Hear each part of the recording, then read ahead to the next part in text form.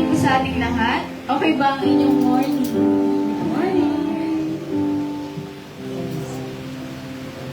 Inaanyayahan ko po na mga kapatid na natin nasa labas ay magsipasok pa po tayo dahil tayo po ay magsisimula na sa ating service.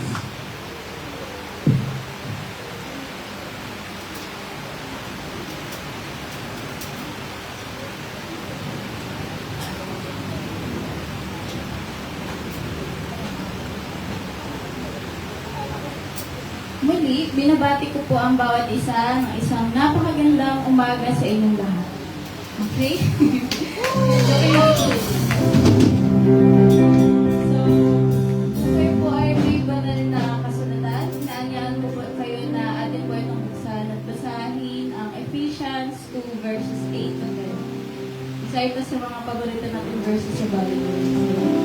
Sinasabi dito na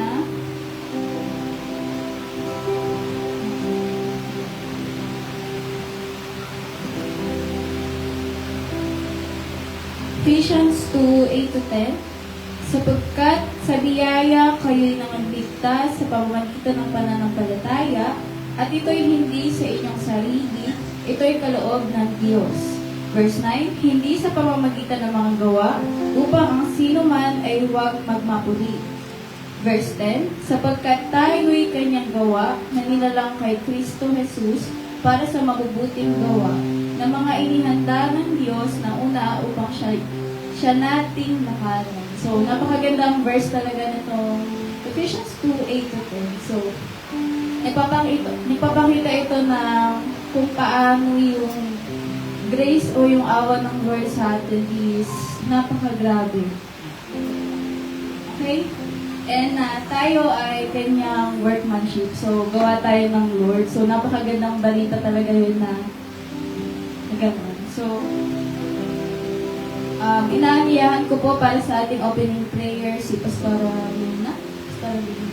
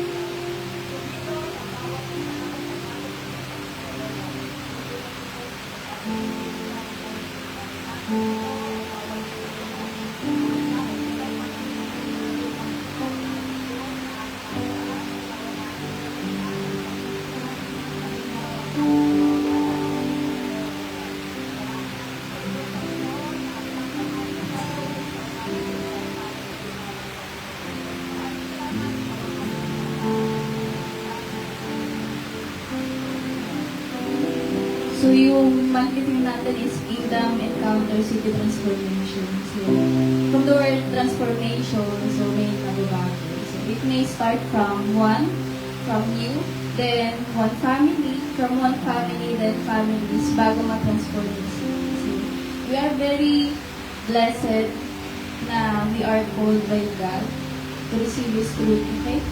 So, we may ask, who am I? Who are we?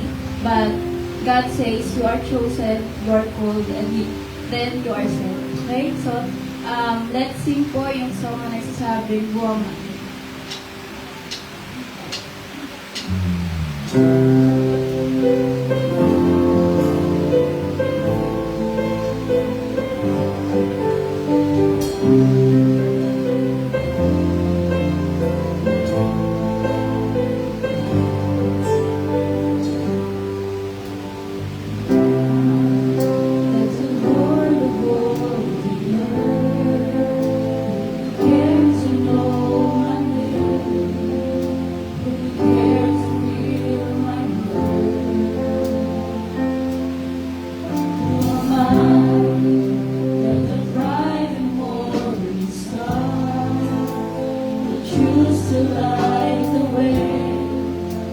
my ever-wandering heart. Not because of who I am, but because of what you've done. Not because of what I've done, but because of who you are. I am a power quickly fading. There's a day and gone tomorrow.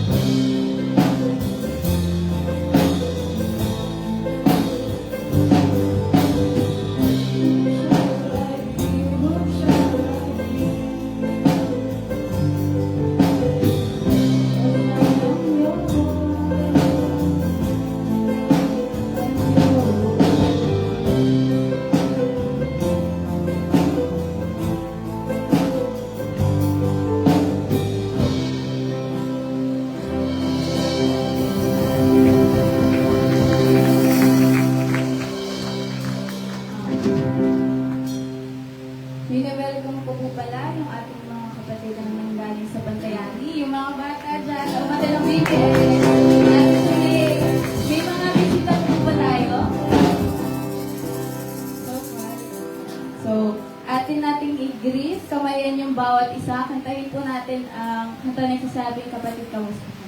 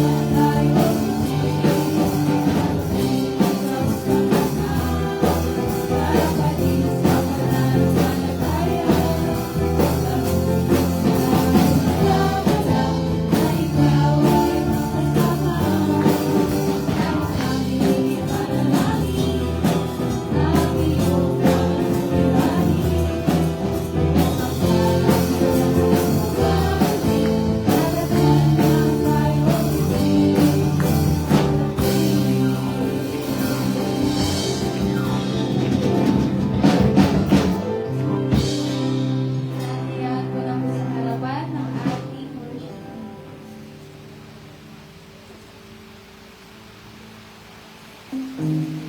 Hallelujah!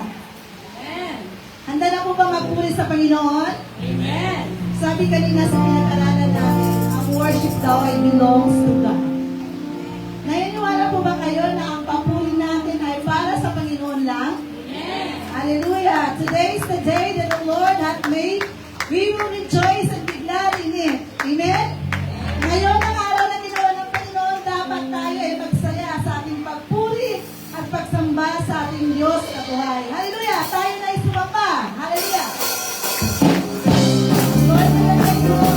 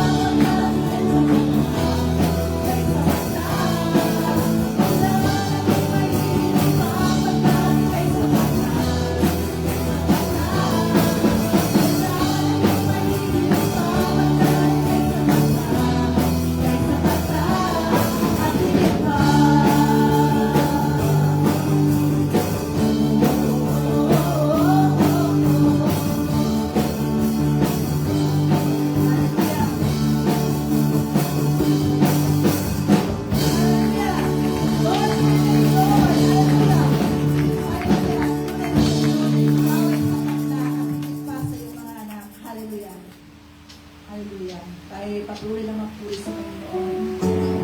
Itaas natin ang kanyang dalawang pangalan. Hallelujah. Hallelujah, Jesus.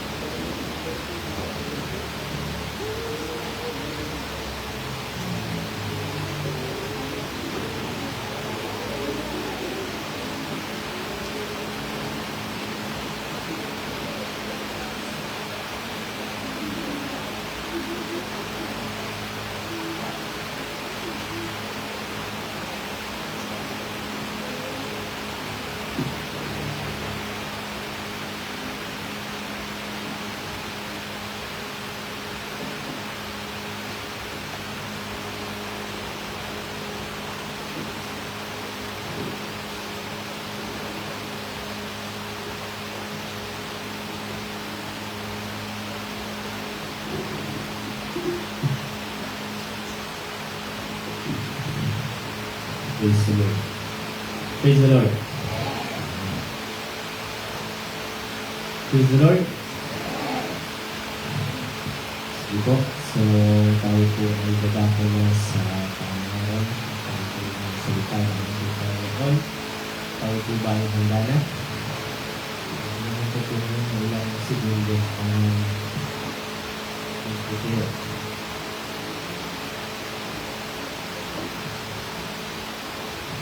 Okay po ay handa na.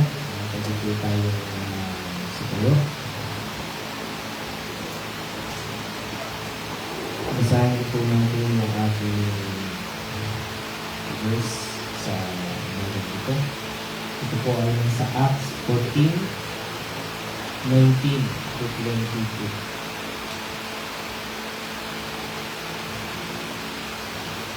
Acts 14:19 to 22. Ito po ang sinasabi. Ngunit dumating doon ang mga Hudyong buhat sa Antioquia at Iconio, at nang mahikayat nila ang maraming tao, kanilang pinagbabato si Pablo at kanilang pinalagkad siya sa labas ng lungsod na inaakalang siya ay patay na. Ngunit nang paligiran siya ng mga alagad, tumayo siya at pumasok sa lungsod. Kinabukasan, umalis siya kasama ni Bernabe patungo sa Derbe.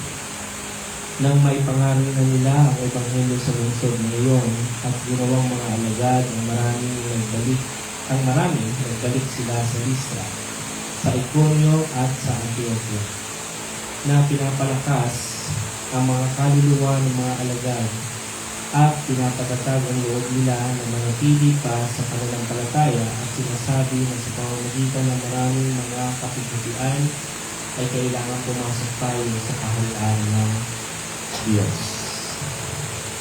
Hallelujah.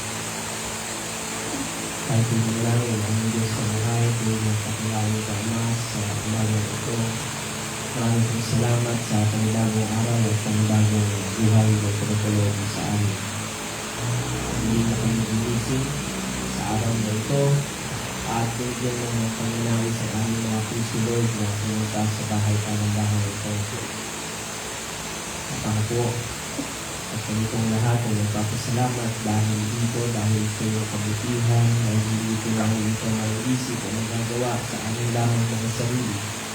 Kung wala ang layunin na ibinigay mo sa aming puso na ito ay aming luwalhati at ibigay ang nararapat na pagluwalhati sa iyong banal na pangalan. Kaya Ama, sa umaga ito, dalangin ko ng kaawaan at kapagan mo kami.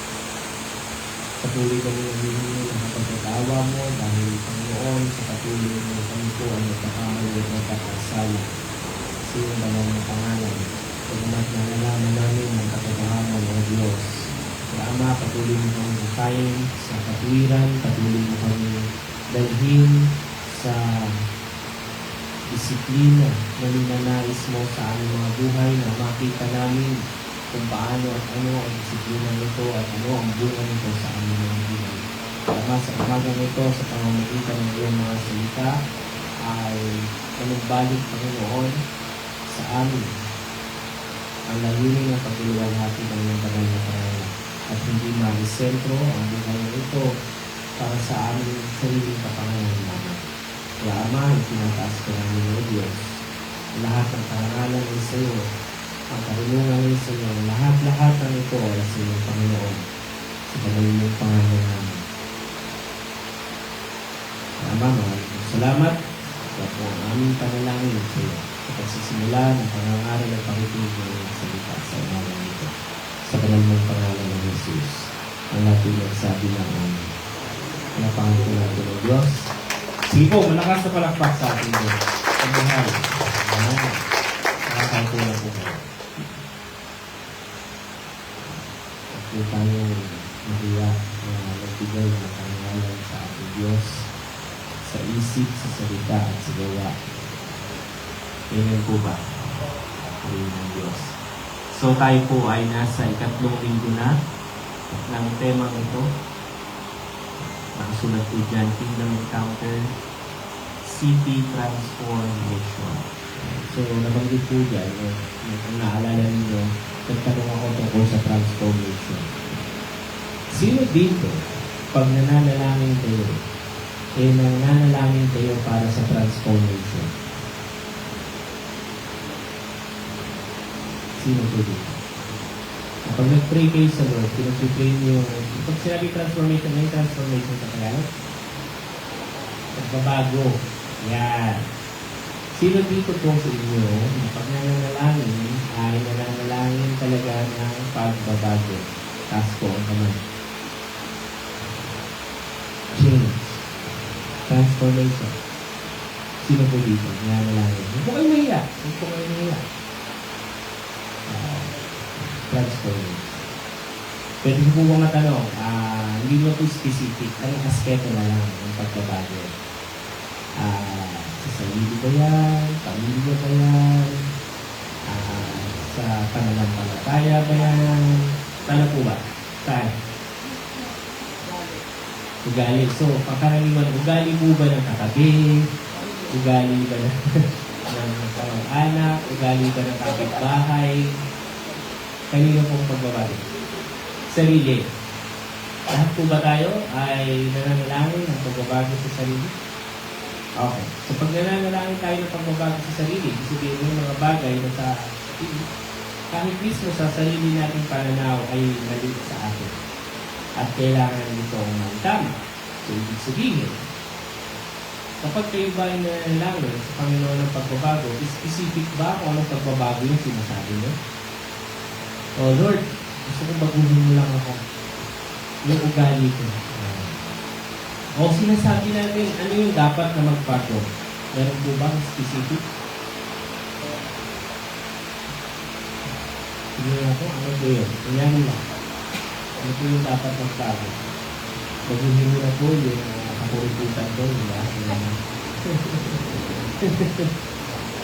Baguhin mo na po yun.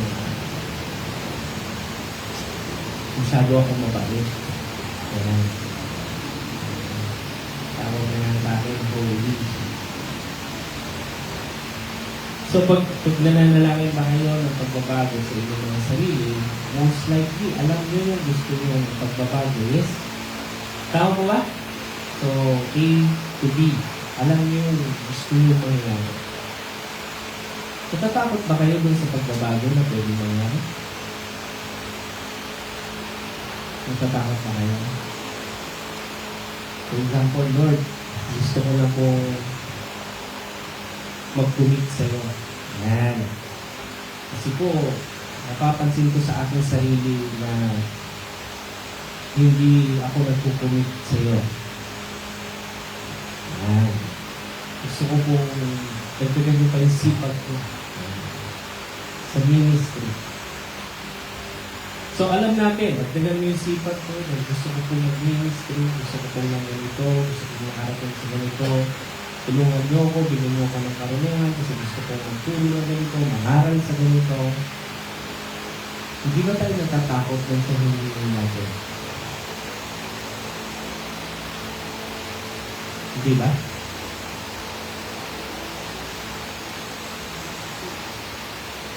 Hindi ba tayo natatakot? Lord, dagdagan mo pa yung sipag ko na makapunta ng church, dagdagan mo pa yung availability ko, kasi masyado akong busy. Hindi ba tayo natatakot din sa hilihin natin yung paggawa ko? Ha? Kasi ngayon, kung nag-pray ka ngayon tungkol dyan, nangyari lang ko. Dahil kung totoo ito, kung nananalangin tayo tungkol dyan, na mas maging mainit pa tayo, o mas maging masipag, o mas maging masipag sa pag-aaral, no? At magkaroon ng pagbabago sa ating mga sarili, then, itong state na to, habang ikaw nananalangin, you accept na puno ka na. I mean, everything. Wala nang wiggle room. Sige, wala nang pwedeng aksayahin. Para sa'yo, wala nang pwedeng aksayahin na oras. Everything is fixed. Lahat ay meron ng bawat oras ko meron ng pinupuntahan. So, that's why I'm praying. It's because itong buhay ko ngayon, na puno na, itong oras ko na lahat may pinupuntahan na, hindi ko na maisingit yung ipinagpipray ko kayo ngayon. Kaya kailangan ko ng sipag, kailangan ko pa ng taga, dahil gusto ko mabago to. Gusto ko naman yung iba kong oras, mapunta sa ibang, sa hinihingi ko sa iyo. So, ibig sabihin, you will unload. In order for us to transform, it is required for us to unload. Meron kang bibitawan. Meron ka dapat i-give up. Because man can only live 24 hours a day. And what you pray or seek sa Lord will require time. Ngayon, kung sinasabi mo sa sarili mo na puno ka na ngayon, busy ka na, yung oras mo, dami na pinupuntahan, then you're praying for nothing. If you're not willing to give up time. Because kung gusto mo ito at ibinadalangin mo yan sa Lord, again, ulitin ko, you have to let go of things so that you will make room dun sa change, dun sa gusto ng Panginoon sa buhay natin. You will make room. Hindi mo siya pwedeng, ang ginagawa kasi natin ganito when we ask and pray about these things. Ang iniisip natin, saan ko isisingit? Yes, so parang ang dating ngayon, si Lord, when we ask of Him, sana, Panginoon, mas maging mainit pa ako sa iyo, etc., etc., you're actually asking Him, sana Lord, mas nakilala pa kita, diba? Now, ang problema, dun sa prayer natin, ayaw naman natin mag-let go ng mga bagay para pagdating ng Panginoon na ito sa buhay ko, maluwag yung oras. I mean, anything He commands of me, magagawa. Kasi may panahon. Now, ang iniisip kasi natin, kadalasan, for example, ako noon, is saan siya isisingit? So, ang ginagawa ko, kung saan ako mayroong partially na open na schedule sa calendar ko, doon ko lang siya ipapasok. Singit-singit. Ha? Gusto ko ng pagbabago, pero I don't want to let go. Impossible ang transformation. Impossible po. Now, you have to decide, do you really want to change?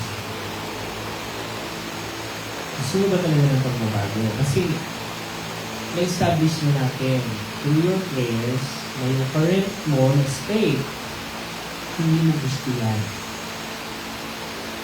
Ngayon, wala naman nagpipwersa sa'yo na manatili ka dyan. Meron ba? May nagpipwersa ba sa'yo na manatili ka dyan sa estado mo na yan? Meron po ba? May tumututok ba ng baril sa anak mo? Sige, tuloy mo lang yung ginagawa mo. Dapat ganyan ka lang mamuha. Hindi, babaril yung anak mo. Meron po ba? Wala! Actually, that's your freedom that led you to that. Yung choice mo. Tama ba? May pumilit ba sa'yo? May pumilit ba sa'yo hanggang ngayon na manatili ka dyan sa estado ng pamumuhay niya? Wala. No one is forcing you. Yes? Meron po bang pinipwersa dito na ganyan mamuhay? Ang sasabihin niyo sa akin, wala nga pastor, pero dahil sa mga sitwasyon ng buhay, kaya kami nandito. Well, yung sitwasyon ng buhay, again, does not come by chance.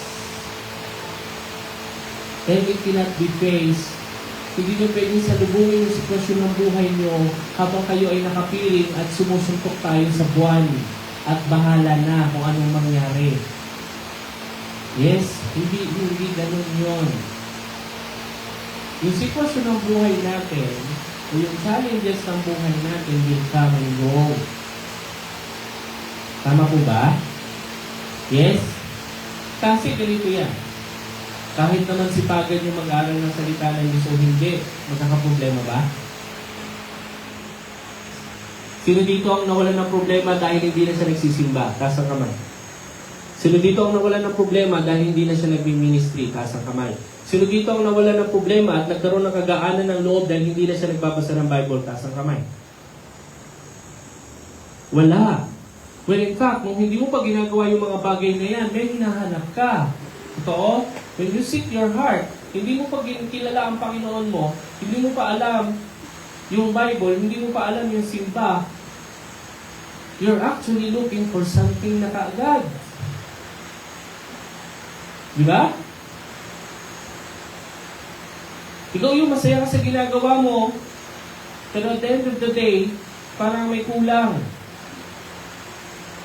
Malungkot. When you ask your heart, may narinig kasi ako sabi ng tao nagtatanong, paano mo maniniwala na si Jesus ay Diyos? Ang sagot ng preacher, well, did you ask your heart first? Oo. Sabi niya, tinanong mo ba yung puso mo muna bago mo ko tinanong? O baka kasi hindi ka pa nagtatanong, pero ang tinitingnan mo yung mga nangyayari sa buhay mo, instead of looking at your heart, you look at your surroundings, you look at people. And then you ask, na nung nakikita mo ito yung nangyayari sa paligid mo, at ito yung ginagawa ng mga tao sa paligid mo, sinasabi mo sa sarili mo, walang Diyos. Pero, tinanong mo na ba yung puso mo? Oh, diba? Because the same breath na hininga niya kay Adam, so that Adam may live, is the same breath na binibigay niya sa atin, o meron tayo, that's why we're still alive. Naniniwala ba kayo doon? Anong purpose ng hininga ng Lord kay Adam? Ha? Para magkaroon ng buhay. Kasi si Adam, pag hindi siya hiningahan ng Lord, mananatili yung kanyang katawan na putik. Putik. At alam natin, lagi itong sinasabi sa patay, babalik tayo sa alabok. Ano ibig sabihin nun? When life lives dito sa inyong mortal shell, saan daw tayo babalik? Alabok. Kasi yung hininga na yun ng Diyos, babalik yun sa Kanya. Okay? So, ibig sabihin, yung hininga na yan left something inside people. Although sabi sa Bible, nagkanya-kanya tayo ng direksyon at walang ni isa sa atin na humanap, it doesn't mean na walang nilagay ang Lord sa atin na pagnanais sa Kanya. Hindi lang tayo naghahanap. Nawala lang yung lumit lang ng lumit yung value na yon sa puso mo. Pero hindi yun nawawala. Okay? Sabi sa Bible, Romans 3, nagkanya-kanya tayo ng direksyon ayon sa ating layan at wala ni isa sa atin na naghanap. Yun yung term, naghanap, hindi discover. Hanap. Ibig sabihin, we understood na meron tayong dapat hanapin, kaya lang walang naghanap. Why? Because yung value nung hahanapin natin, nag-decrease na lang nag-decrease. Parang ganito. Ito madalas mawala sa bahay. Yung bakit? Nail-cutter. Pag oras na kailangan mo ng nail-cutter, wala kang makitang nail-cutter, yes? Pangalawa, tiyan. Kaya na umaga, naghanap ako suklay.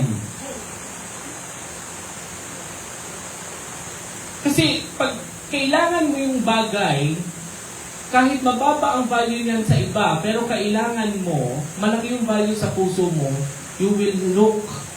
Tama ba? Oo. You will look. Because yung value para sa iyo, para sa heart mo, is very large. Masyadong malaki yung value niya para sa akin. That's why I need to ask. I need to know. I need to seek.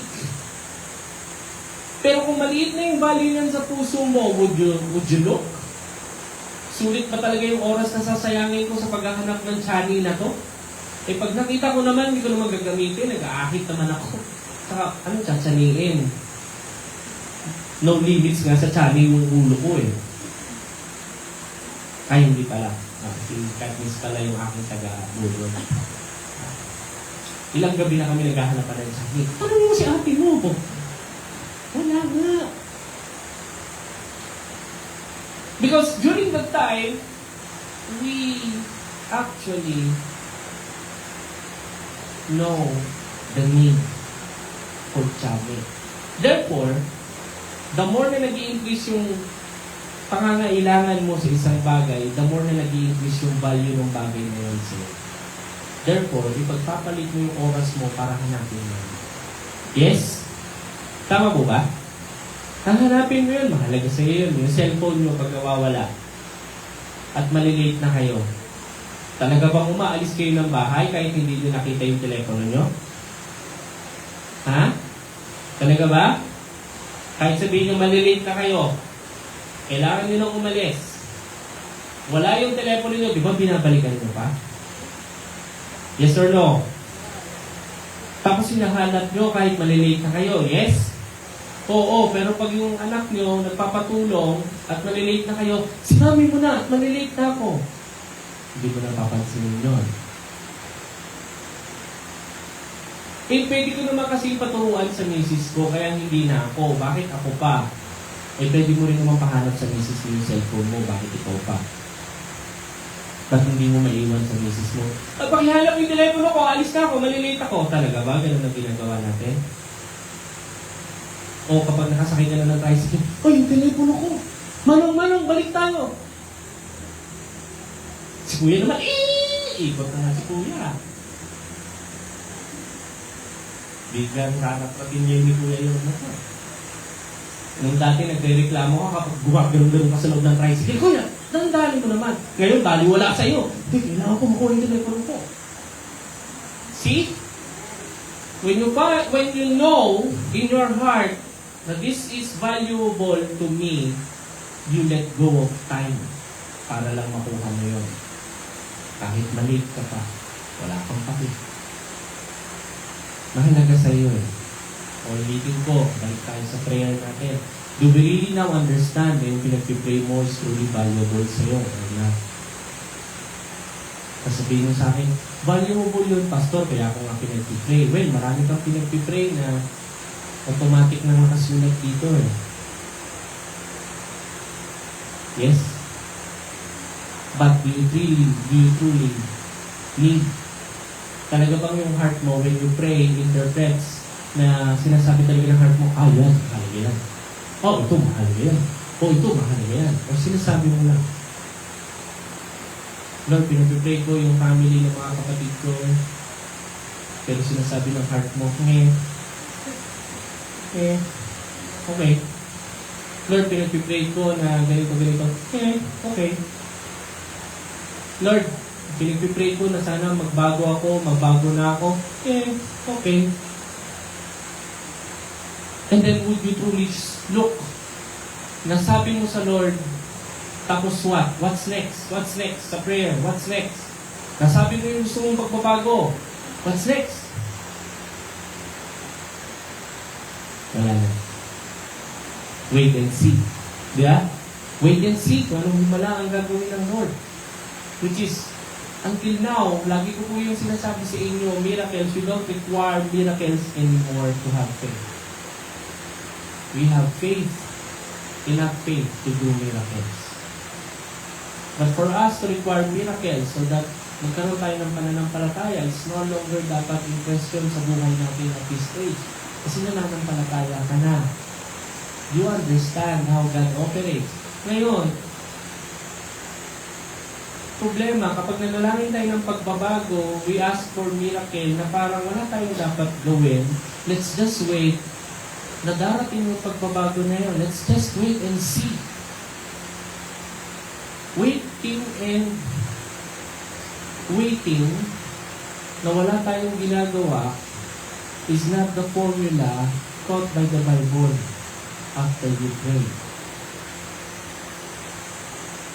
You have to act on your prayer as if you already received what you have prayed for.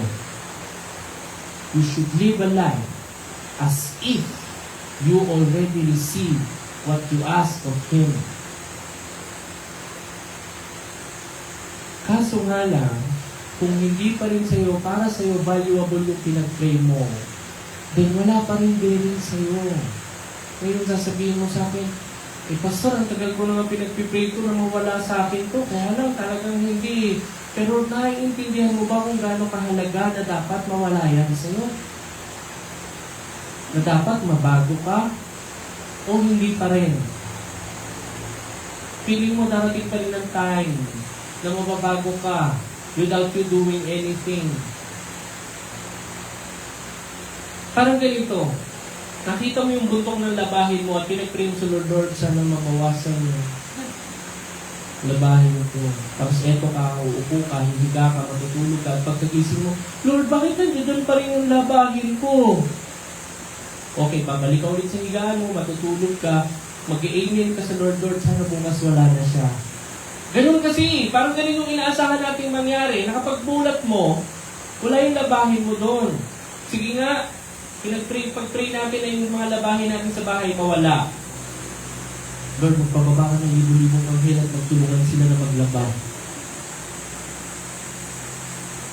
Talaga ba? Sabi ng Lord, really? Lord, yung tubig na umaagos mula dyan sa trono mo, papuntahin mo sa washing machine. Tapos eto ka, matutulog ka, magre-relax ka, at pag-ising mo, nandun pa rin yung labahin mo. Lord, kahit man lang sana, paghiwalayin mo yung tupa sa kambing, yung bicolor sa puti. Sige na, Lord. Tutulog ka ulit. Pag-ising mo, wala na naman nangyari. Hindi totoo, may Diyos, di ba? Ganun tayo minsan. Ganun tayo eh. Ganun tayo manalangin. We're asking for something na tayo mismo ayaw natin gawin. Na tayo mismo ayaw natin maranasan. What? Ano gusto natin? Ganun ka-unreasonable ang tao when he prays to God. And then, magagalit. Sasabihin ng anak, Mami, wala na akong may suot na gamit. Sisihin mo yung Diyos mo. Bakit po? Kasi ilang araw na ako nagpipray na malabhan yung labahin natin. Pero hanggang ngayon, hindi niya tinutugon yung prayer. Sisihin mo yung Diyos mo. Yung bata naman, ikaw kasi God eh. Galit tuloy si Mami. Nakuha niyo yung, ganun talaga, ganun yung approach natin. Sabihin mo hindi. We ask, but we don't want to do something. We ask for change, pero ayaw natin mag-let go. Gusto natin na maturity, pero ayaw natin magbigay ng time na ma-equip, na ma-disciple. Nowhere sa verses na to, pakibalik yung verse, mga kapatid. Nowhere sa verses na binasa natin kanina na nakakita kayo ng salitang converts. Ang lagi nung makikita dyan, alagad. Because when we do preaching, when we became Christians, we're not just converts. Ang tawag dapat sa atin, alagad. Because yun yung purpose. Hindi tayo nangangaral, hindi tayo nagtuturo just to convert people alone. To make them disciples. Wala kayong mababasa dyan na pinaligiran si Pablo ng mga converts. Tingnan nyo kung ano nakasulat. Alagad. Yes? Tingnan nyo dito. Pumunta daw yung mga Hudyo at nahikayat ang karamihan. Pero walang sinasabi na nahikayat yung alagad. Karamihan ng tao.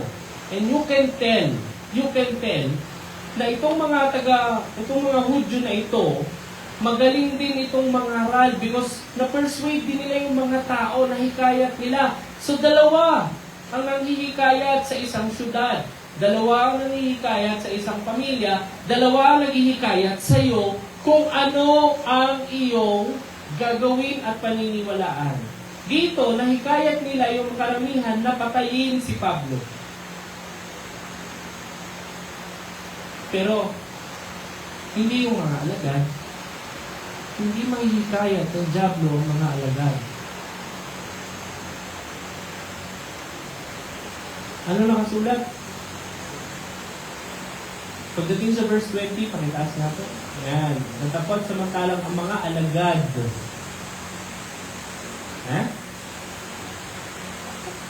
Ayan o, pagdating sa verse 21, at mahikayat ng maraming mga alagad. Nakita nyo? At nang may pangalan na nila, ni Pablo at ni Bernabe ang Ebanghelyo sa bayang yaon, at makahikayat ng maraming mga alagad. Nakita nyo? Makahikayat ng maraming alagad. Hindi makahikayat ng maraming tao, hindi makahikayat ng maraming converts. Makahikayat ng maraming alagad. Ninote ni Luke na ang tawag sa nako-convert o nata-transform, alagad. Disciple. So, ibig sabihin, nagdi-discipleship. There's nowhere in the Bible na magmamature ka o mangyayari yung pagbabago na gusto mo, sabihin na natin gusto mo, pero wala kang gagawin at naghihintay ka ng milagro. You're not even facing yung dapat na mawala sa'yo. You're not even facing yung conflict na yan. You're not even facing yung takot. Kasi hindi ako naniniwala na ayaw mo na yan kung nagpapatuloy ka pa rin dyan. Diba? Ano ibig ko sabihin? Sino dito hindi kumakain ng gulay? Okay. Pag sinabi ng hindi po ako kumakain ng gulay at nakita niyo siyang kumakain ng karne, ano sasabihin niyo kay Leia? Bulaan ka. Diba?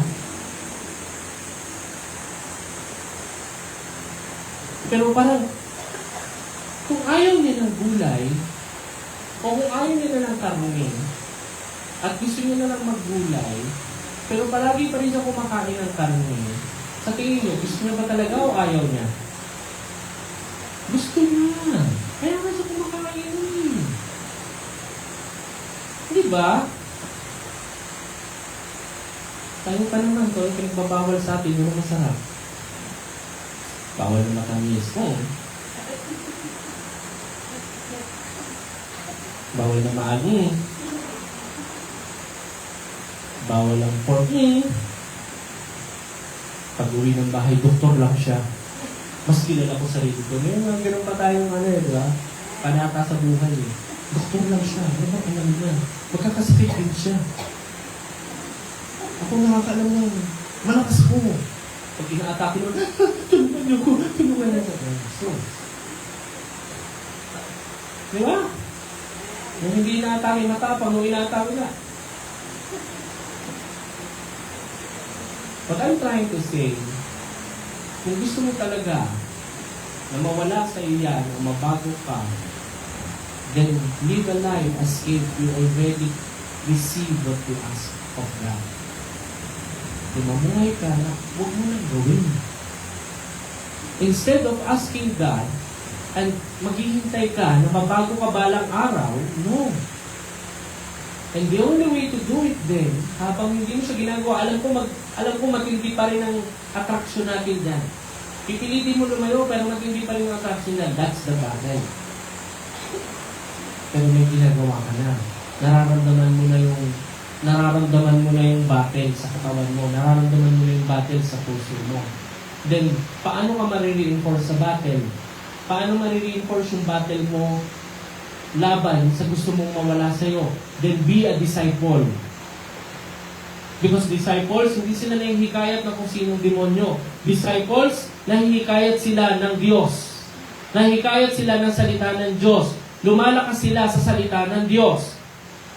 Now, if you truly want to change and transform, then let go and accept. Yun ang formula. Dahil kahit ilang beses ko kayo kausapin, tapikin ko kayo sa balikat at sabihin ko, kaya mo yan, and pray for you every day, pero ayaw mo namang gawin yung dapat mong gawin, then nothing will happen to you. Naniwala kayo sa akin. Tapos ang sisisihin natin yung nag-pray, walang power si pastor. Bakit hanggang ngayon hindi pa rin ako nagbabago? Talaga ba sisisihin natin yung ibang tao? Bakit hindi ikaw? Ikaw ang may gusto niyan eh. Diba? We've been asking change. Pero nung hindi tayo mabago ng Diyos, ang sinisisi natin Diyos at ibang tao.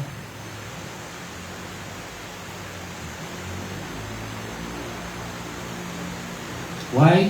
Because gusto natin na manatili sa estado natin. Ayaw talaga natin ang magbabago. We're just sinasabi mo lang, lang sa prayer. Kaya nga sabi ng heart mo Lord, gusto ko na pumabago. Sabi ng heart mo, tulog ko. Even the heart does not believe yung sinasabi ng bibig. Uy!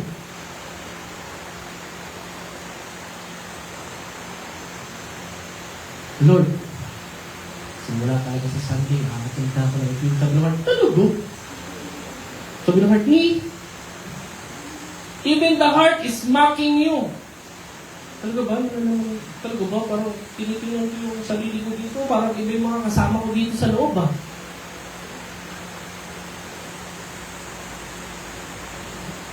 Yung spark, yung value ng Diyos sa heart mo, really low, really.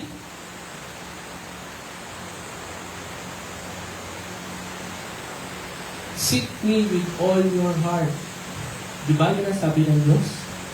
When you seek me with all your heart because nandun lang ako. Hindi ka pwede lumabas ng bahay mo at magsisigaw ka dyan na, Lord, Lord, nandito ka ba? Hindi ka pwede pumunta sa kapitbahay mo at katukin mo, nandyan ba si Lord?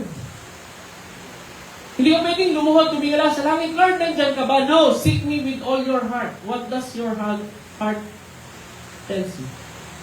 Because nandun lang naman siya. Lumiit lang yung value niya. Because ang dami mong pinapahalagahan ng iba. That's why you cannot transform. That's why change has not happened. Because ayaw natin nung pain of transformation. Every transformation may kapalit. Every change we ask may kapalit. Di ba? Nung ako'y nasa dati ko pang kumpanya, ang sarap ng buhay ko. Bakit? Halos hindi ako pumunta ng opisina. Work from home all the time. Work from mall. Work from coffee shop. Ang sarap! Ito nga lang yung sahod mo. Pero okay. Gusto mo ngayon ng pagbabago? Ayoko na nito. Wala akong natatrabaho. Lagi na lang, pag nag-work from home ako, ang natatapos kong trabaho, Netflix. Ayoko nito. Hindi ito productive. Hindi ito makakatulong sa aking sarili. So I have to change. Okay, nagpalit ka ng trabaho. May i-let go ka ba? Yes. Itong trabaho na pinalit mo, araw-araw dapat nasa office ka. Gagastos ka naman pamasahe. Yung lokasyon pa ng opisina mo, walang karinderya sa paligid. Ibig sabihin, gagastos ka na ng malaki, gigising ka na ng mas aga, magbabiyahe ka na, and every day, gagastos ka na ng damit. Dati hindi, kahit niya inaamag na yung damit ko, okay lang kasi pwede akong matindang meeting na naka-short. Online eh. Off pa yung camera. Kahit niya hindi ko nagsusupply eh. Pwede. Basta medyo alog-alugin mo lang yung utak mo. Pagising mo ng umaga. Mag-meeting na, huy! So, nagpalit ka because you want to change. Kasi feeling mo, hindi na to maganda para sa akin. Oo, noong una nag-i-enjoy ako. Ang sarap kaya wag magbiyahe. Ang sarap kaya wag gumastos ng pamasahe. Ang saya kaya habang nagtatrabaho ka na nanood ka. And then you came to realize, nateka, parang wala kami natatapos na trabaho. Yung mga tao ko, ganun din. So, hindi siya naging healthy. Teka, kailangan namin magbago. Nung nire-require mo naman yung mga tao mo na pumasok, di ba? Kahit pumasok, kung dahil sobrang relax na, wala rin natatrabaho. So, something has to change. Di ba? Kasi yung boss namin, ganun din. Ayaw din nila magtrabaho sa office, gusto nila sa bahay kasi hindi siya nakakapag-TikTok live. So sabi ko, no, kailangan mabago yung environment ko, mabago tong kasi magiging mindset ko na to. Kakasanayan ko ng katawan ko at hindi ko pwede. So nagpalit ako. Yun naman ang requirement ng nagpalit ka. You will now let go of comfort. Now, It's no longer comfort-centered. It's Christ-centered. Christians, masyado na tayo nasanay sa comfort-centered Christianity. Wherein, kapag nasa Panginoon ka, everything will be smooth. Blessed ka. Lahat ng gusto mo, ibibigay sa'yo. That's why naging consumer ka. Napagpasok mo ng church, ang lahat ng gusto mong mangyari sa church, gusto mong maibigay sa'yo. Because comfort-centered Christian. Now, nagpalit ka na. Ayaw mo na nito. Because comfort-centered Christianity does not allow change. Gusto nila maging komportable lang tayo kung ano tayo. Tingnan ka lang, okay lang yan. Ha? Okay yan. Just pray and wait. Wait and see. Now, nung naging Christ-centered na, mag-iiba na yan. Do you really want to give up comfort, pleasure, success just to have Christ? Gusto mo ba talagang bitawan yung comfort ng buhay mo, yung busyness ng buhay mo, na gustong-gusto mo, yung pleasure na gustong-gusto mo for Christ? Because if you do, walang sinabi si Christ na iba. Sabi nga, if anyone wants to follow me, they have to deny themselves, carry their cross, and follow me. I don't see pleasure in between those lines. I don't see comfort in between those lines. I see disciples who share in the suffering and pain of their masters, because the servants are never higher than their masters. Nung sinabi ni Lord na i-persecute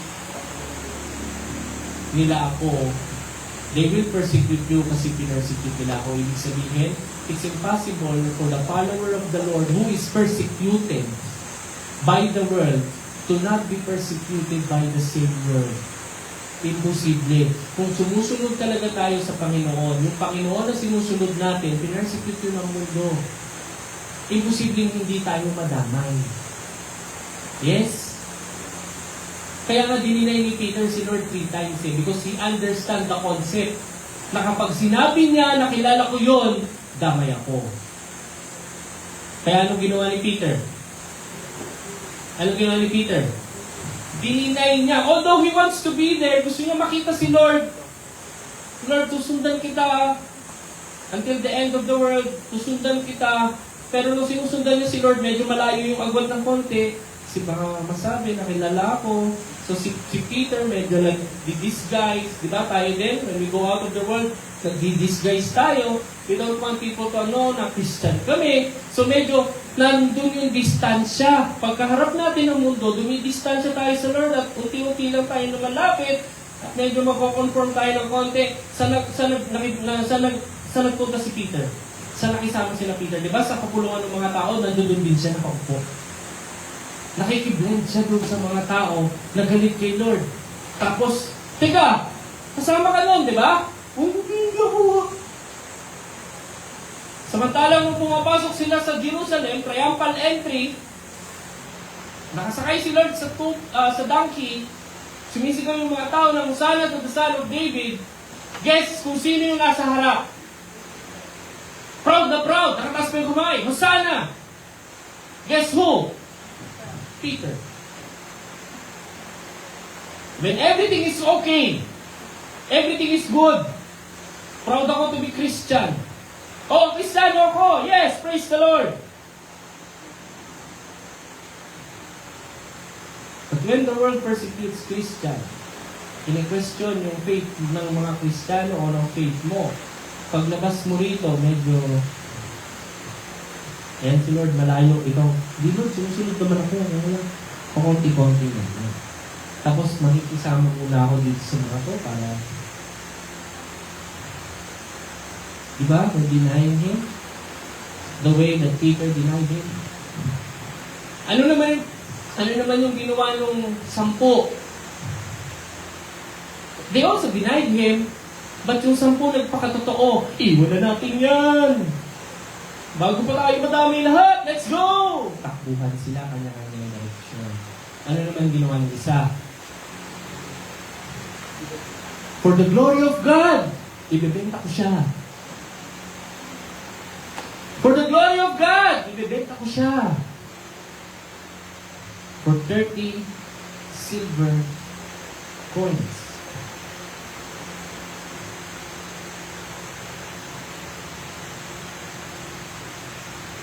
Nagawa ng disciples yun, yes.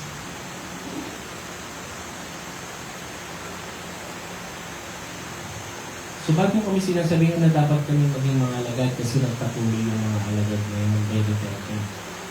They change. They transform. Nung una, they're not willing to give their lives to Christ.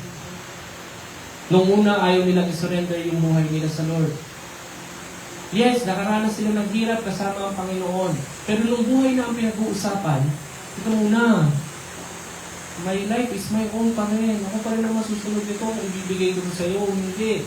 Okay ako, sige. O, paminsan-minsan, mag-mission tayo, mahihirapan ako. Okay yan, Lord. Pero ibang usapan na to. Buhay na pinag-uusapan dito eh. Bye. Bye. Hindi ko pwedeng ipagpalit ang aming kabuhayan para sa iyo, Panginoon. Kasi kung mawawala kami ng kabuhayan, mamamatay kami. Di ba naman yun naman ang logic? Tama ba? Yun ang logic, di ba? Kaya pag sinasabi natin, may trabaho pa po ako, because you do not really go outside of work. Because when you go outside of work, sinasabi natin sa sarili natin, wala kami kakainin, namamatay kami. Then we ask God. Pero sinasabi natin sa Lord, Lord, give us this day our daily bread. Pero when He is offering the daily bread, na nagko-conflict dun sa nagiging trabaho natin, then we're saying, Lord, I will reject the daily bread because this bread is more important than the daily bread that you give me. And then, kahit nananalangin tayo ng pagbabago at ministry at sipag at syaga, lalong tumitibay yung pagiging alipin natin sa mundo. Because we don't want to let go. Nagtatakot tayo. Tingnan niyo si Pablo. Verse 19 niya po, pahiangat natin. Ayan. Ano pong nangyari kay Pablo dito? Ano pong nangyari kay Pablo?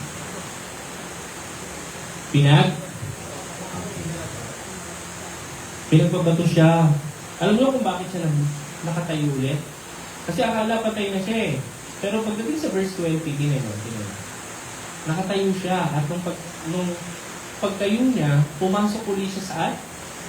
Kasi inilabas siya. So, binato siya sa loob ng bayan. At nung akalang siya ipatay na, binuhat siya at siya tinapon sa labas. Pinaligiran siya ng alagad. Okay, ang assumption dito na marami pinag-pray siya. Mamaya balikan natin. So, ang sabi dito, pagkabato kay Pablo, tumibig siya at siya pumasok. Okay. Pag sinabing stoning, ano yung itsura ng mga bato na pinagbabato sa mga? Ito kaliliit, no? Kaya nagsimula sila ng umaga, natapos sila alas 12. Patayin si Pablo! Ang lilit na ito. Ganun ba yan? Ganun makalalaki? Kasi ang layo pa ni Pablo, no? Pag sa speaker na yan, tsaka to, kasi yung bato mo maliliit. Patayin si Pablo! Siguro mga alauna, tapos na sila. Sige nga, gano'ng kalapit si Pablo nung pinapato sila? Ayon sa scholars, it's about 3 to 4 feet. Kasi ang purpose ng stoning is kill. Kill efficiently, quickly. So, ang gagamitin nilang bato is, malalaki. So, para umabot yung bato, kinakailangan nilang lumapit. Yes? Tama ba? So, kung gusto nila ng efficient, dapat yung bato malaki para pag tumama sa'yo, mga 3 tama lang, buwal ka. So, stoning, sa kultura nitong Lystra, is even sa Hudyo, hindi ka tatagal ng 5 minutes. Especially, kapag ang pumabato sa'yo is 5 to 10 people. Balikan niyo yung talata. Verse 19. Ang sabi diyan, karamihan. Majority sa English. Yes. Pag sinabi ko karamihan sa inyo ay mababait, ilang percent yung sinasabi ko? 51%. More than 50. Kasi pag 50% equal lang yun. Hindi yung majority. So pag sinabi kong 51%, majority na yun. Okay. So ngayon, pag sinabing karamihan, it's more than 10. Ha? Tapos gigil na gigil pa yung mga Hudyo. Sabihin nyo, paano sila bumato? Pablo, hello, Pablo, saka. Talaga ba? Pablo. Ganon? Ganon yung bato? Ha? Talaga ba? Galit sila, galit sila. Kayo, pag galit kayo, paano kayo mag-upak? Paano kayo mag-upak? Pag galit kayo, paano kayo malampal? Galit ako. Talaga ba? Tingin nyo, paano? Dito manggagaling yung bato sa likod. Tapos, pag bato, nakataas pa yung paa sa likod. Para nagpipitch ng baseball. The faster, mas malakas, mas matindi yung velocity, mas matindi yung impact. Di ba? Physics. Physics. Mas malaki, mas matindi yung puwersa, mas matindi yung tama. Yes? Agree? Galit ka pa. May spirit pa na tao yan. More than 10 yung bumabato kay Paul. Sa tingin nyo, mabubuhay si Pablo? Hindi na dapat. Hindi na. Kung pinamahan ka ng bato sa ulo several times, basag yan. Yung tamaan ka lang ng siko sa basketball eh. Nabagsakan ka lang ng siko. Tutok eh. How much more yung bato na buong pwersa na ibabato sa'yo at 3 to 4 feet lang yung distance. At ilan silang bumabato sa'yo? Imagine. Quick death. Ang tawag doon, quick death. Nabuhay si Pablo. Anong sabi ni Paul? Tama na, tigilan na natin ito. Kala ko ba, Lord, pag naging missionary ako, hindi mangyayari sa akin itong mga bagay na ito. Ano ito? Halos mamatay ako. Tigilan na natin ang ministry na yan. Hello? Ngayon, madami nag-quit sa ministry, hindi pa nga binabato eh. Ano pa lang ang binabato sa atin? Hindi pa nga bato yun, rebuke pa nga yun, dinidisiplina pa nga tayo dahil may mali tayong ginagawa eh. Pero paano natin tinatanggap yung bato? May mga failures, yes. May mga disappointments, yes. Naiinis ka sa kasama mo dahil hindi na ginagawa yung trabaho niya. Di ba, lagi kong nina-stress sa inyo, huwag nyo ako yung trabaho nila. Hindi yan makakatulong sa kanila kasi matotolerate mo sila. Thinking na kaya naman kami. Ay pala ako eh. Okay lang, so next time gano'n ulit. See? Same mindset. Hindi maganda.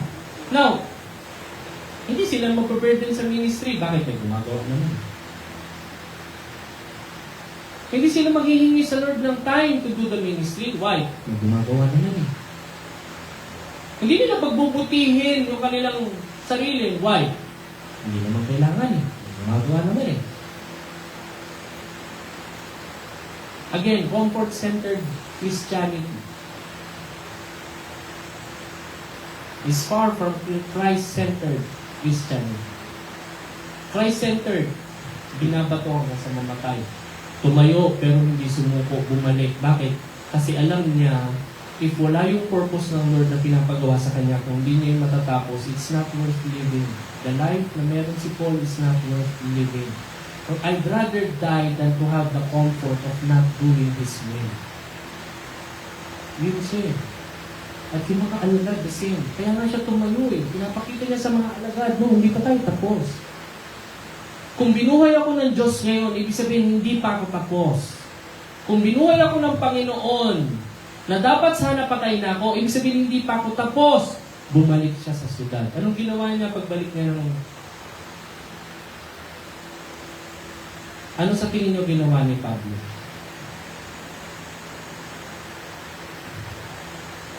Sa iba yan, hindi nababalik yan. Yes? Tama ba? Ngayon nga lang, makatikim lang tayo ng hirap sa ministry. Nag-iisip na tayo, ayoko na, quit na natin to, tigilan na natin to. Hindi na to. And He perfectly understands. Yung mga alagad, nakatingin sa Kanya, susuko siya, anong mangyayari dun sa mga alagad?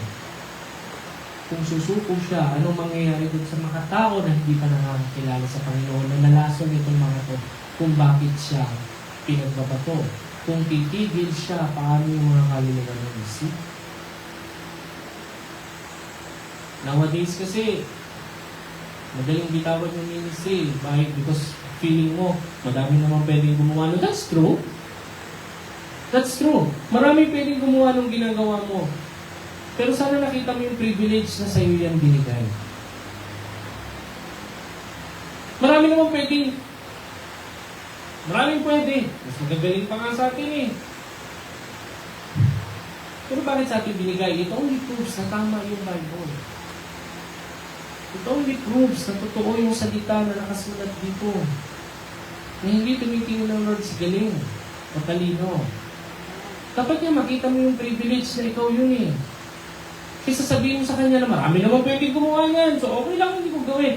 No. Kahit si Paul pwede niya sabihin eh. Pwede naman si Bernabe mangaral.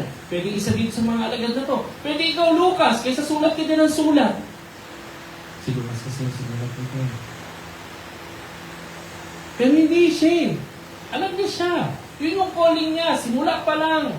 Sa road pa lang to Damascus, alam niya na. Tama po ba? Tapos pinaalala pa sa kanya nung Acts 13. Pinag-pray, sabi ng Lord, ibukod mo sa akin si Pablo at saka sino pa? Inulit-ulit ng Lord yung layunin. So, nung pinag-pray sila Pablo, ito ang sabi ng Lord. Sabi nung nag-pray sa kanila. Sabi ni Paul, yes, Lord, confirm ko na yan. And then, alam niya yung purpose. He knows in his heart. Alam niya yung purpose niya. That's why he got up. Kahit halos pamatay, oo.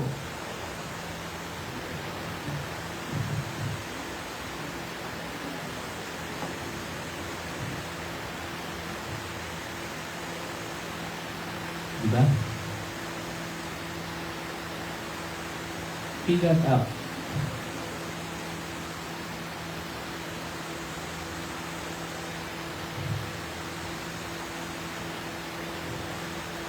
Lahat. You know, alam mo paano yung malaman kung nasa tama tayong ministry at tama yung ginagawa natin? Kapag may mga away sa atin at gusto tayong pigilan. Kung may mga pumipigil sa atin para gawin ng kalooban ng Diyos, sige kalooban talaga ng Diyos. Pero pag wala, at lahat pinagtutulakan ko talaga gawin mo yan, kaya mo na. Baka naman hindi ko ginagawa yung kalooban ng Diyos. Alam mo, may kagabi, or kayo na madaling araw, kung nanunutang ng video. So may pinapanood ko yung mga public preachers. Kasi I was thinking, matindi yung ministry nito mga tao. Ngayon, nandun lang siya. May dala lang siyang sign. So yung sign niya, parang tungkol sa Lord, at sinasabi niya doon, nakasalanan ng communication, kasalanan ng ganito. So nandun lang siya, nakatayo siya, may kinakausap siya. One-on-one lang. Wala siyang dalang mic. Nandun lang siya, may dala lang siyang sign, may kinakausap siyang tao. Alam niyo, na-attract niya yung opposition. Lumalapit sa kanya yung mga tao at sinasabi sa kanya, sinisigawan siya na lumayas ka rito, ayaw ka namin dito. Sabi niya, bakit? Wala naman akong ginagawa sa inyo. Sabi ng isa, ini-impose mo kasi yung mga ideology mo, yung mga nakasulat na. Sabi sa kanya, hateful ka. Sabi niya, no. Kayo nga yung hateful kasi kayo yung pumupunta rito dahil inaaway no. Kung ano mo ang ginagawa sa inyo, dala ko lang yung sign ko. Actually, artwork nga yan eh. Drawing ko yan. Sabi niya, you don't like my art? I'm not imposing anything to you. Nakasulat ka. Tingnan nyo. Nag-i-invite yung righteousness ng opposition. Kapag walang nag-o-oppose. Ganun ang ginagawa ng salita ng Diyos. Disrupt niya yung community. Tinatanggal niya sa comfort level, sa status quo. Kasi ito na yung comfort level mo, ito na yung ginagawa mo araw-araw, ito na yung status quo mo araw-araw. Alam mo, para mabago yan, ba't baguhin mo yung status quo mo? Kung sarili mo gumising ng alas 10 ng umaga at pagkagising mo, ang gagawin mo kaagad, haharap ka sa pleasure, sa entertainment. Instead of looking at your responsibility, no, entertainment muna. Kailangan ko muna ma-entertain. Kailangan ko muna mag-fuel. Yan yung rationally.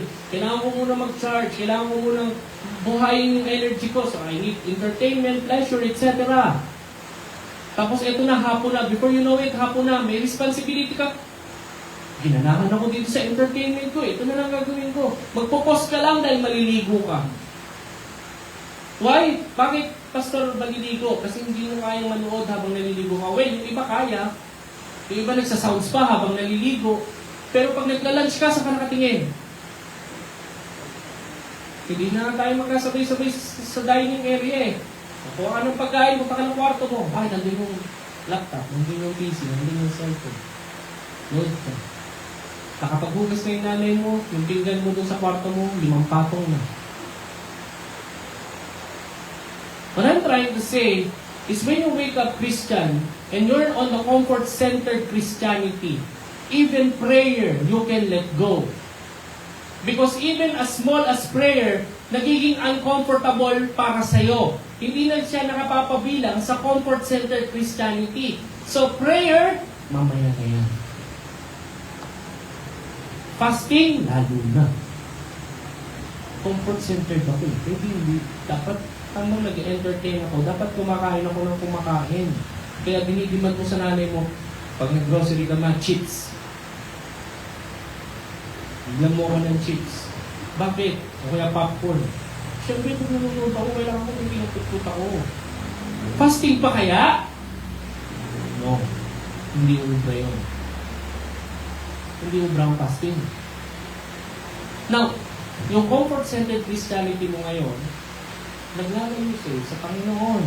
Because even praying, meditating, studying the Word of God, nagiging uncomfortable na para sa'yo. Para sa'yo, ako nasasayang oras ko dyan. See?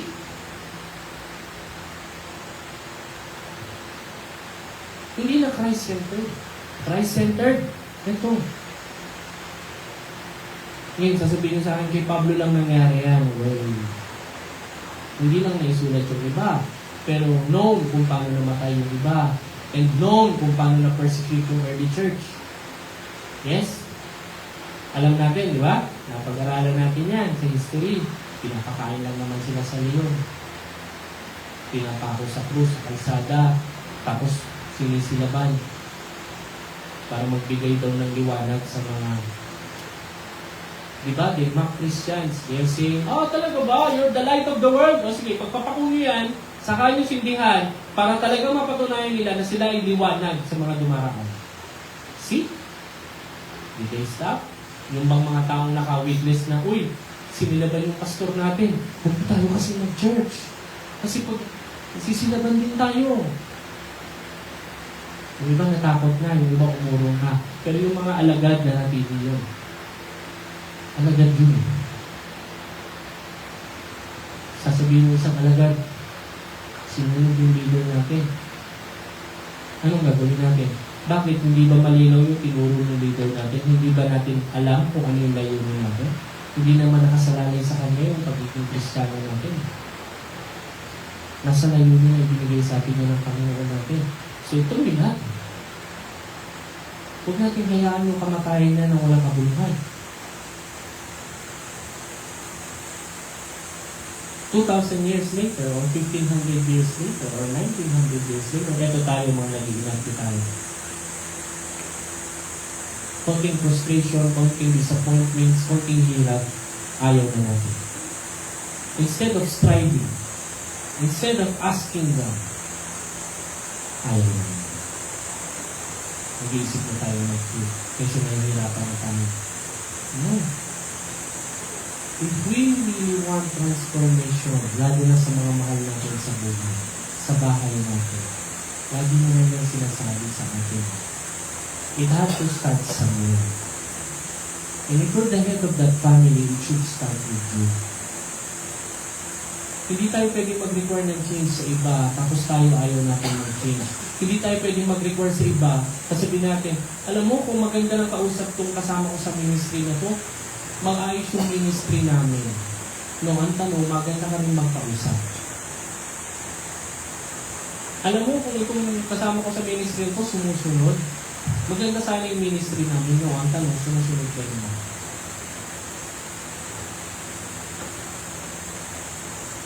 Now, if you are, then disciple mo yung kasama niyo. Disciple mo yung kasama niyo. Confront. The first step of discipleship is confronting yung tao. Because not everybody, alam pa rin yung kakulangan niya, no? Kailangan natin i-control, kailangan natin ilakad. That's why yung ginagawa ng salita ng Diyos sa atin, pinapalabas yung sin. Nilalakad yung mali. O confront. Hindi, okay, may kasalanan ka, pero naiintindihan kita. O okay ka na? Okay na tayo? O, ano gusto mo? Ganun kasi yung ginagawa ng iba eh. Yung iba naman, kung ayaw mag-confront, ayaw mag-usap, nanlalamig parehas. Parehas hindi na gumagawa. Ba't ko gagawin? Hindi na naman yung ginagawa. Yun yung realities ng church ngayon. I'm not just talking about this church. Pero yun yung reality eh. Because ayaw natin baka ma-offend. Well, kung minister yan ng Panginoon, kung alagad yan ng Panginoon, you should understand. Si Pablo nga binato eh. Hindi lang offend yan, hindi lang offense yan. Pero yung galing sa kapatid, diba? Kung hindi pa rin natin naiintindihan,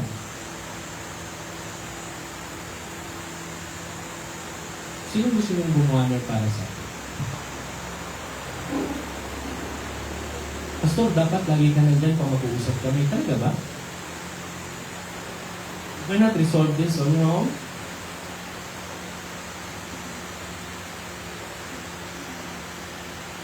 Hindi mo kayang magpalakasan sa isa't isa?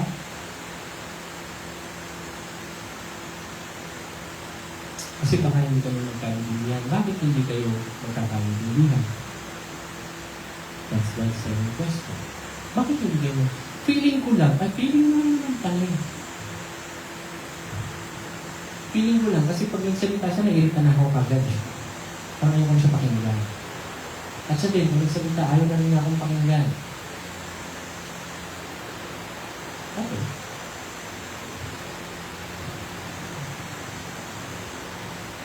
Bakit hindi mo unawa ang puso? Dahil sa galit. Tama ba? Now, ulitin ko po.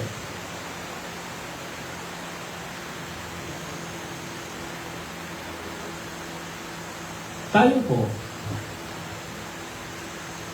itong church, everyone na nandito, everyone na nandito.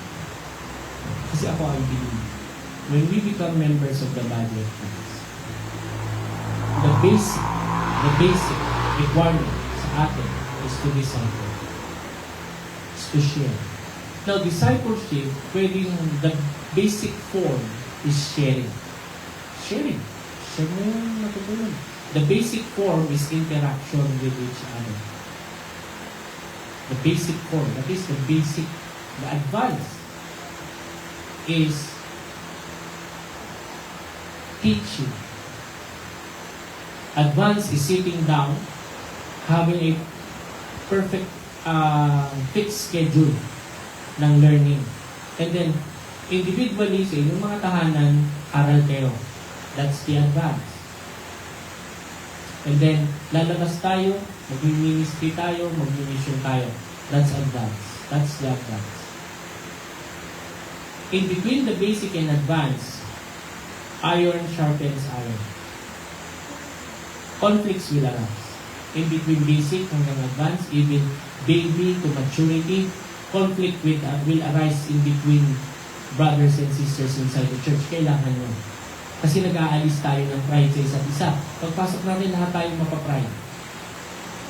It's hindi normal na walang nagka-clash ng pride. Meron yan.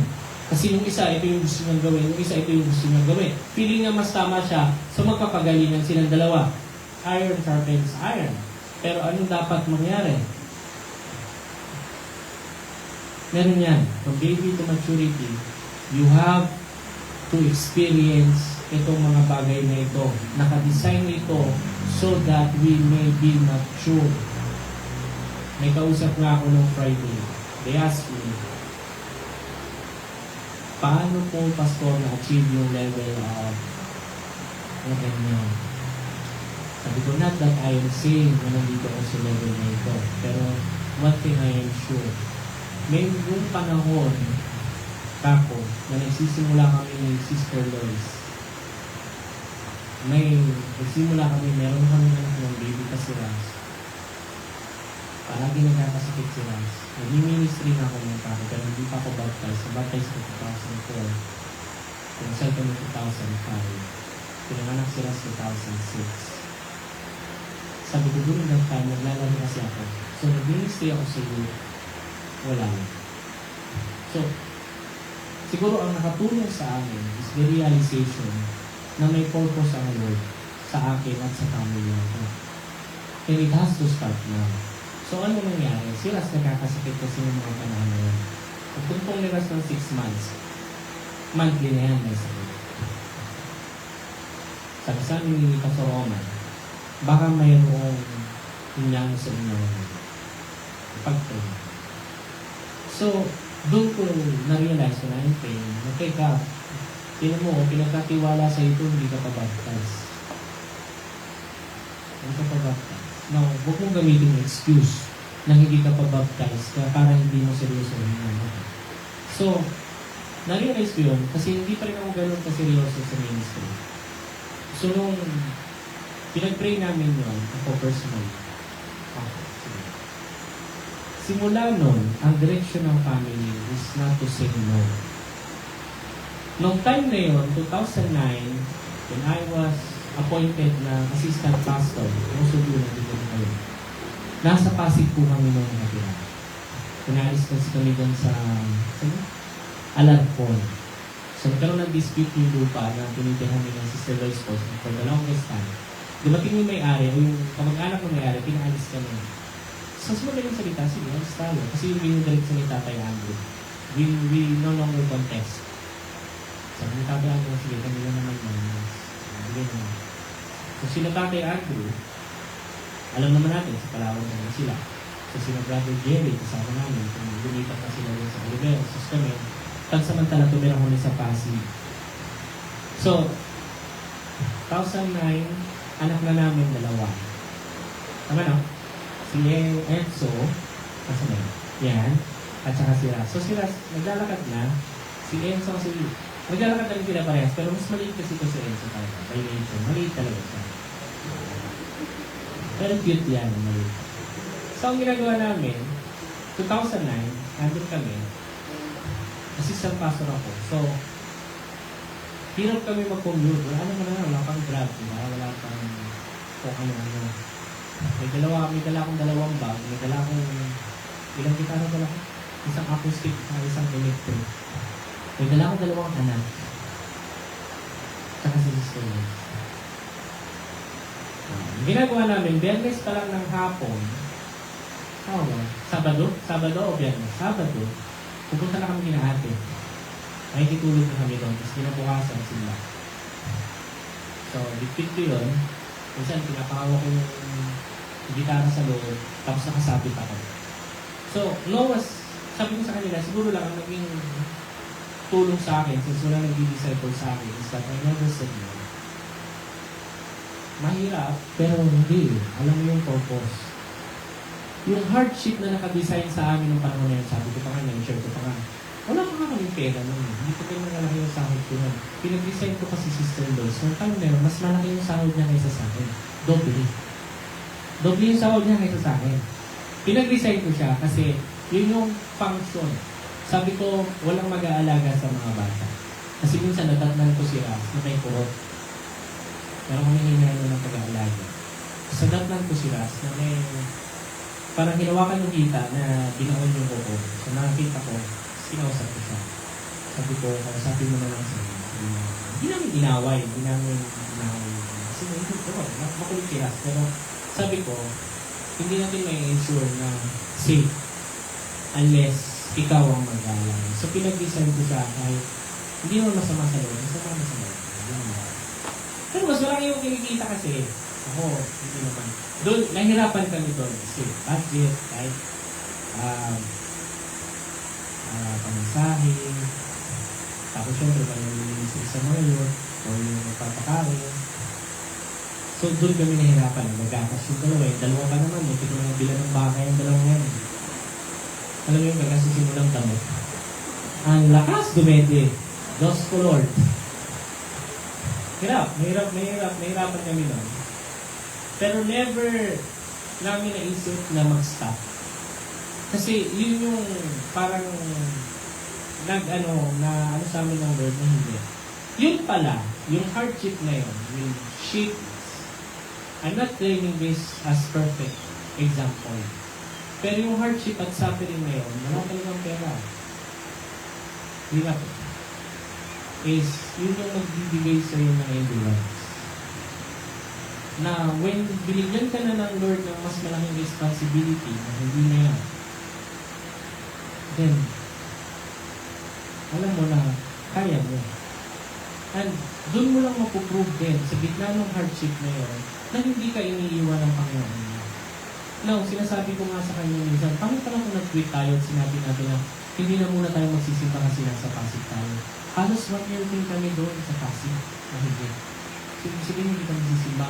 Hindi ako nandito ngayon. Maybe I would really not understand. Kasi noong time na yun, nagtanong sa akin kasi sila, parang hindi daw nila maintindihan yung Bible. Well, kasi yan din ang issue ko noon. Pero sabi ko nga, yung binidesign ng Lord sa atin na paghihirap o hardship o challenge sa buhay natin habang nagpapatuloy tayo is designed to perfect us. Now, kung nag-tweet ako nung oras na yun, nagsabi ako kay Pastora, mag-resign po ako ng assistant pastor. Si Brother Harry na lang ito. At hindi mo lang kami magsisimba. Maniwala kayo sa akin, wala kami. Akala ko yung 1 year na yun, okay lang na mawala ako. Malaking panahon yung nawala. Maraming pwedeng maging assistant pastor. Di bago ko. Pero bumili. Si Pastor pa naman nahilig yan ng nag-chat yan. Nag-text. Di pa uso chat. Text pa lang. Nag-text yan. Pastor Alvin, ikaw ang speaker bukas ng umaga. Ito-text ako alas 11 ng gabi. Alas 11 ng gabi. So, opo. Okay po. So, aral. Doon yung napwersa. I mean, doon na puwersa yung, alam mo yun, parang nagpipray ka na maunawaan mo to because, tapos eto ka, hindi ka natulog, eto ka, inaaral mo, habang inaaral mo, nagpipray ka, Lord, hindi ko talaga maintindihan, pero hindi mo tinigilan. Pero yung nagpipray ka na hindi mo maintindihan, tapos sinara mo, yung nagpipray ka sa labahan mo na mawala, hindi mangyayari yung transformation. Hindi mangyayari. Tanggapin mo hirap. Because Christianity is not designed for comfort. Okay? Tanggapin natin yung labor. Because yun yung susi ng growth. Yun yung susi ng kingdom expansion. Yun yung susi. Because kapag nag-escape tayo dun sa gusto sa hirap, dahil ayaw natin na mahirap, gusto natin comfort, then hindi aanda yung layunin at purpose ng Lord sa atin and sa congregation natin.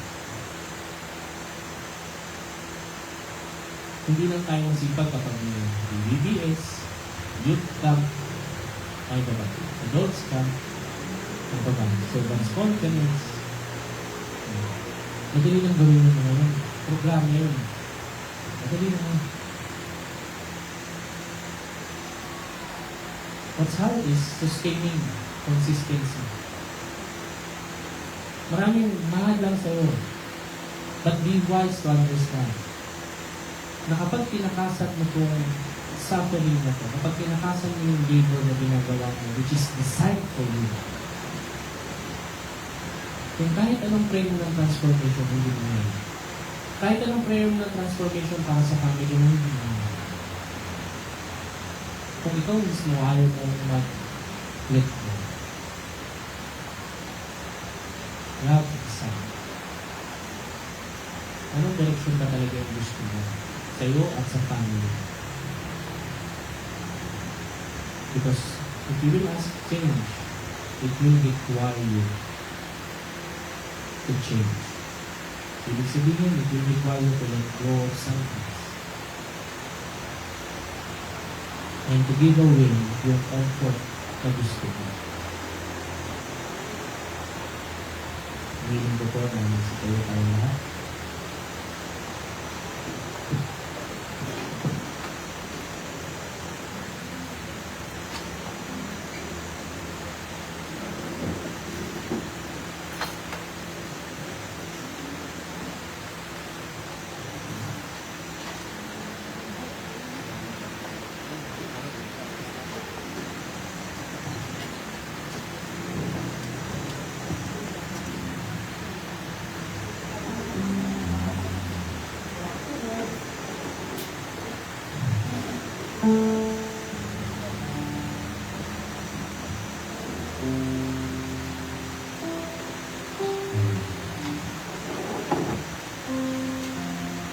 Sayang.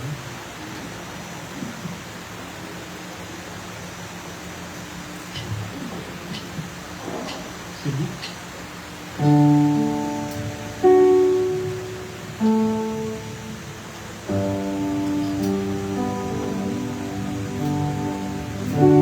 Friends, wala. Let's worship Him.